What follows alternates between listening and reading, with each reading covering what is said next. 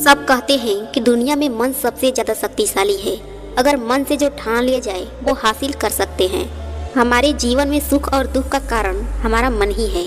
हम जो चाहते हैं वो कर पाते हैं क्योंकि हमारा मन ही हमारे शरीर का अहम हिस्सा है। अगर हम मन से जो चाहे वो पा सकते हैं। तो चलिए आज की इस कहानी में हम जानेंगे कि हमारा मन कितना शक्तिशाली है। एक व्यक्ति अपने जीवन से बहुत परेशान था। उसका कोई भी काम नहीं बनता था। वह जो भी काम करता वह सारे बिगड़ जाते थे। वह अपने जीवन में सफल व्यक्ति तो बनना चाहता था, पर सफलता उससे कोसों दूर थे। वह कोई भी काम करता उसे असफलता ही हाथ लगता। इस कारण उसके घर में हर दम कलेश ही बना रहता था।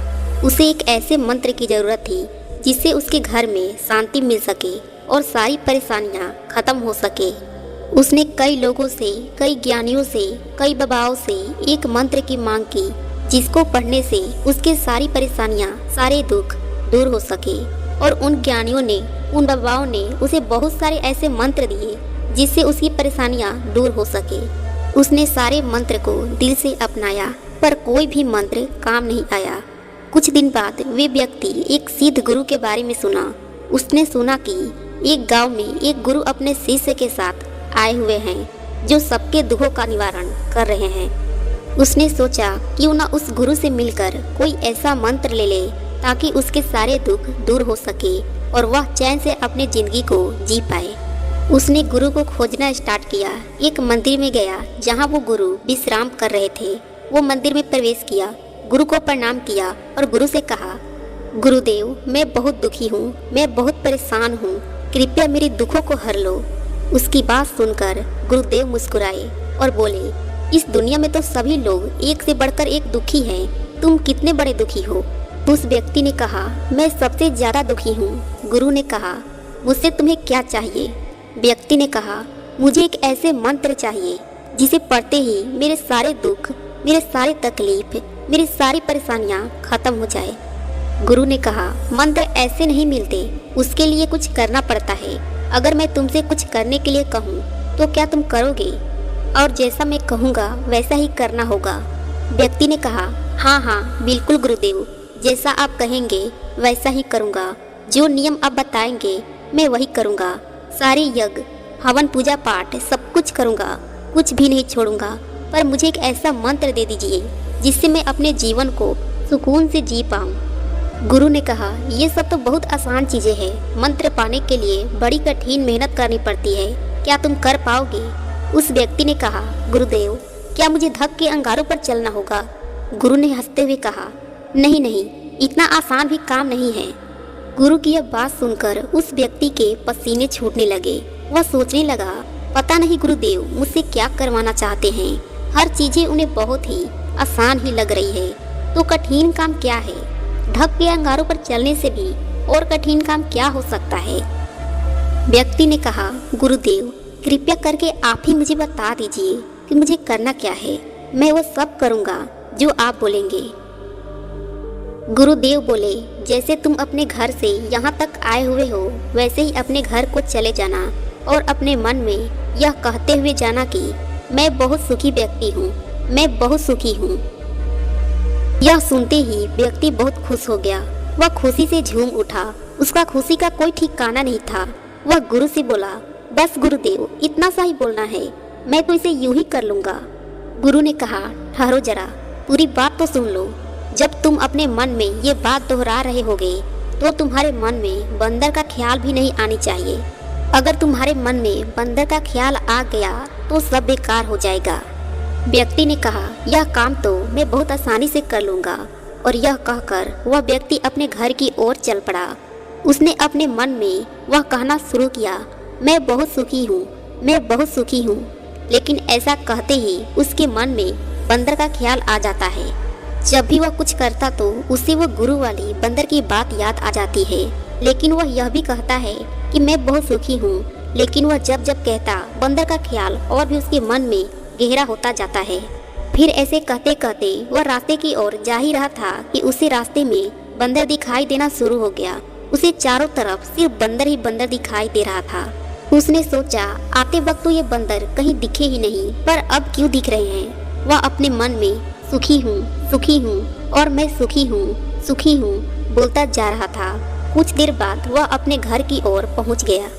घर पहुँचते ही वह अपने पत्नी से बोला कि बंदरिया, मैं बहुत भूखा हूँ, बंदर परोस दो। मुंह से बंदर शब्द निकलते ही उसका मुंह खुला का खुला ही रह गया। उसकी सारी मेहनत पर पानी फिर गया था। वह सोचने लगा कि आज से पहले तो कभी उसके मन में बंदरों का ख्याल नहीं आया था, तो आज कैसे आ रहा है और उसे हर जगह बंदर ही बंदर दिखाई दे रहा है। यहाँ तक कि उसे अपने खाने में भी बंदर का छवि दिख रहा था। वो खाना छोड़कर भागते हुए गुरुदेव के पास पहुँचा और गुरुदेव के चरणों में गिर पड़ा। वो बोला, गुरुदेव, ये क्या हो रहा है?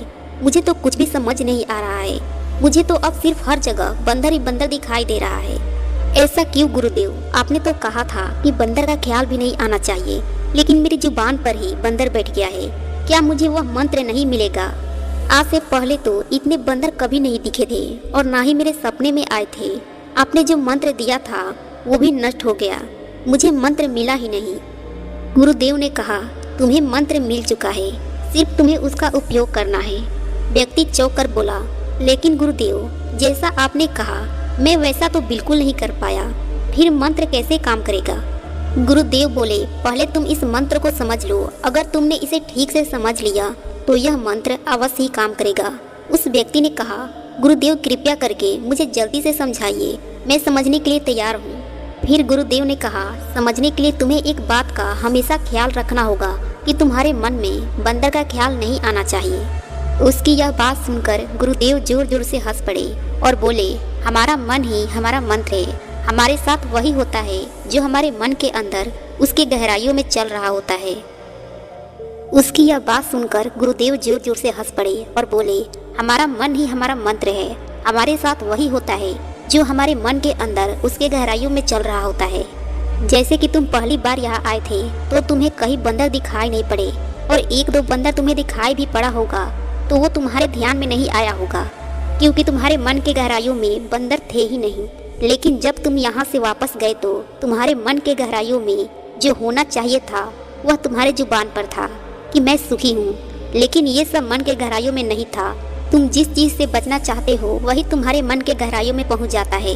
तुम बंदर से बचना चाहते थे तो तुम्हारे मन के गहराइयों में बंदर ही बैठ गया, इसलिए तुम्हें हर जगह बंदर ही बंदर दिखाई पड़ रहे हैं। जहाँ बंदर नहीं भी था वहाँ भी तुम्हें बंदर ही दिखाई दिया, जैसे तुम्हारी पत्नी में, तुम्हारे भोजन में, और तुमने मुझ में भी बंदर ही देखा। इसलिए ठीक से समझो, मन की गहराइयों में अगर यह है कि मैं दुखी हूँ, मेरे पास कम है, तो तुम्हारे पास जितना भी आ जाए कम ही लगेगा।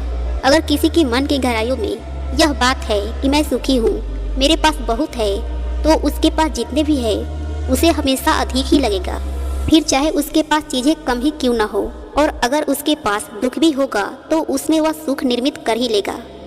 जो भीतर से दुखी रहता है उसके पास 56 प्रकार का व्यंजन रहते हुए भी वह दुखी ही रहेगा। वह हमेशा अपने आप को निर्धन और निर्बल ही मानेगा। ठीक इसके विपरीत जो भीतर से, जो मन से सुखी रहता है, उसके पास अगर 2 सूखी रोटी भी है तो उसे खाकर वह हमेशा सुखी ही रहेगा। इसलिए मन में जैसी धारणा लाओगे वैसे ही तुम्हें मिलेगा। जिस प्रकार तुमने बंदर ना होते हुए भी बंदर ढूंढ लिया।